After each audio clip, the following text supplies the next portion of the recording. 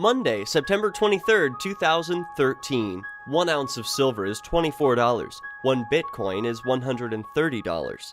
Peace News Now is brought to you by Bitcoin and Silver from friends of WeUseCoins.com and sonsoflibertymint.com. Trade value for value with fine silver quarters from the Sons of Liberty Mint. 4 quarters to a troy ounce. The most divisible, usable silver on the planet.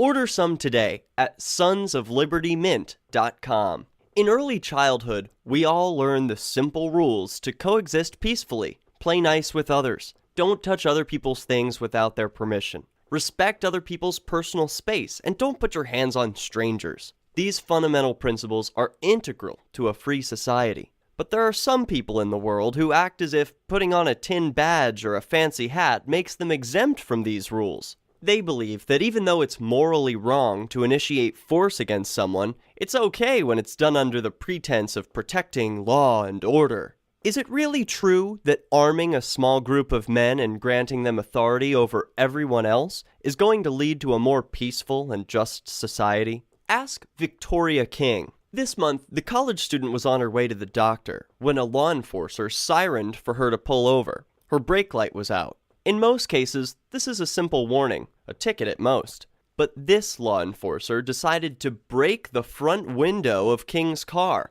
forcibly unlock her door and open it without her permission, and grab her and throw her to the ground. She was charged with resisting a law enforcer with violence, resisting a law enforcer without violence, and battery on a law enforcer. In a video going viral this week, the law enforcer's own body cam footage reveals that King remained peaceful, that in fact she was the victim of battery by the law enforcer, not the other way around. And exactly how can a person be alleged of both resisting an officer with violence and without violence?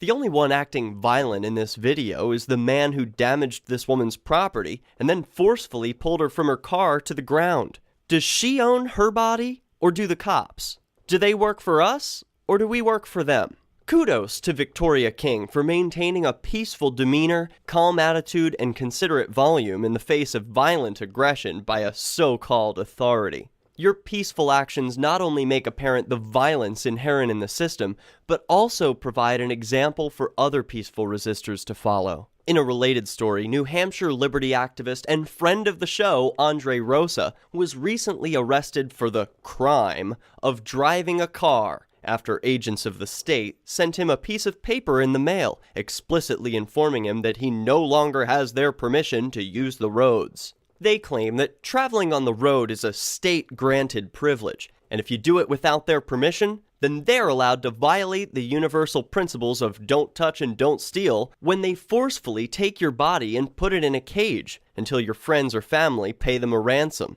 Is this moral? Does it suddenly become moral when the agents have blue costumes and guns? This story brought to you by friends of blockchain.info.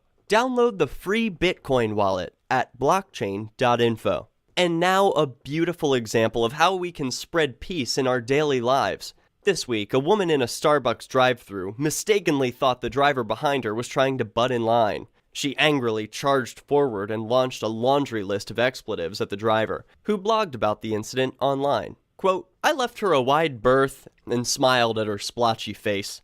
She shot me a sideways scowl. Pulling up to the loudspeaker behind her, I said, 'I want to pay for whatever the woman in front of me has just ordered. And please tell her I hope she has a better day.' The woman idled in front of me for a few minutes, talking to the barista. She shook her head and handed over a bill. She drove around the side of the building slowly. This time, no gunning it. 'No takers, huh?' I said to the barista as I pulled forward. 'Nope. She said she couldn't believe you wanted to pay for her drink after all the names she called you. She said she couldn't allow it, and she said to tell you she was sorry. She felt really bad.' 'Did you tell her I hoped she had a better day?' 'Yep, she said thanks, that she already was.' Peace News Now is on the Next News Network and is brought to you by friends of WeUseCoins.com and sonsoflibertymint.com. Share this episode with your friends, and if you enjoyed it, send some Bitcoin to donate.peacenewsnow.com. I'm Derek J, reminding you that peace is the way.